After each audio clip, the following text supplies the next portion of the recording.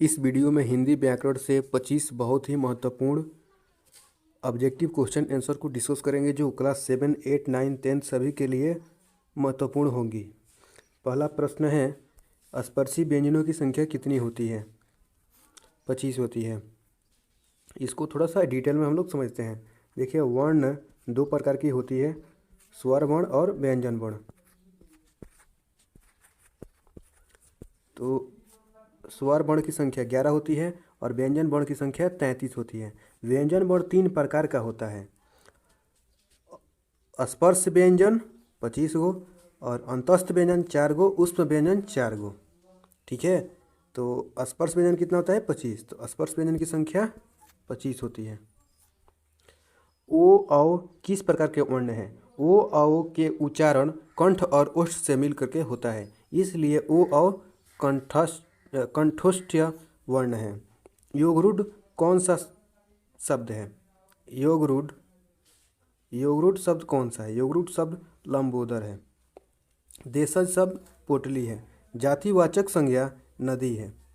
निम्न में से कौन सा शब्द सर्वनाम है? ऑप्शन ग ये। निम्न में से कौन सा शब्द विशेषण है? ऑप्शन ग मीठा। निम्न में से कौन सा पुल्लिंग शब्द है? पक्षी पुल्लिंग शब्द है। हिंदी में वचन के प्रकार होते हैं। हिंदी में वचन के 2 प्रकार होते हैं, एक वचन और बहुवचन। हिंदी में कारक के कितने प्रकार होते हैं? हिंदी में कारक के 8 प्रकार होते हैं, कर्ता, कर्म, करण, संप्रदान, अपादान, संबंध, अधिकरण, संबोधन। ये हिंदी के 8 कारक के प्रकार हुए। ठीक है। भूतकाल के 6 भेद होते हैं। सदा जुड़ एव की संधि सदैव होती है। व्याम में कौन सी संधि है? व्याम में यण संधि है। अगला क्वेश्चन है, समास शब्द का क्या अर्थ होता है? समास शब्द का अर्थ संक्षेप होता है और समास शब्द का विलोम व्यास होता है। ठीक है। निम्न में से कौन सा कर्मधारय समास नहीं है? महापुरुष कर्मधारय समास है, महात्मा कर्मधारय समास है, काला साप कर्मधारय समास है, राजपुरुष कर्मधारय समास नहीं है। इसलिए यहाँ पर राइट आंसर होगा राजपुरुष। राजपुरुष कर्मधारय समास नहीं है, ये तत्पुरुष समास है। किस विकल्प में द्वंद्व समास नहीं है? दाल भात द्वंद्व समास है, भूत प्रेत द्वंद्व समास है, शुभागमन द्वंद्व समास नहीं है। इसलिए यहाँ पर ऑप्शन ग सही होगा, द्वंद्व समास नहीं है। इनमें अव्ययी भाव कौन सा है? अव्ययी भाव जिसमें अव्यय जुड़ा रहता है वही अव्ययी भाव होता है।